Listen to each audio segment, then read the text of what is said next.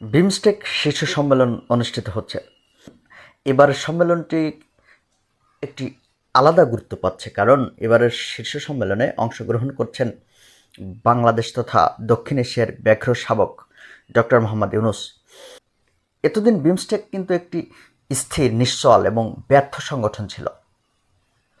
এবার ষষ্ঠ শীর্ষ সম্মেলনের দায়িত্ব পেতে যাচ্ছেন বাংলাদেশ। ইতিমধ্যে মোদি এবং ইউনূসের পাশাপাশি বসার ছবি ভাইরাল হয়েছে এবং দুই নেতার মুখচ্ছবিতে দুই দেশের পরিস্থিতি ফুটে উঠেছে। মোদিকে একটু রাগান্বিত দেখা যাচ্ছে, আবার ইউনূসকে একটু ভাবভঙ্গিতে, নায়কোচিত ভাবভঙ্গিতে বসতে দেখা গেছে। আমরা এবার ভালো কিছু পেতে যাচ্ছি এরকম একটি আশা করাই যায়, কারণ এবার দায়িত্ব পেতে যাচ্ছেন ডক্টর মোহাম্মদ ইউনূস। আর বিমস্টেক এতদিন যে ব্যর্থ ভূমিকা পালন করেছে তার নজির হলো মিয়ানমারে যে যুদ্ধকবলিত অবস্থা। এই মিয়ানমার যুদ্ধকবলিত অবস্থায় সবচেয়ে বেশি ভূমিকা রাখার কথা ছিল বিমস্টেকের, কিন্তু তারা এই সংগঠনটি, এই জোটটি কোনো ভূমিকা রাখেনি এবং বাংলাদেশে গত 16 বছরে যে ফ্যাসিবাদের চর্চা হয়েছে, বিমস্টেকের মাধ্যমে একটা প্রতিবাদ আসা উচিত ছিল, সেটাও আসেনি।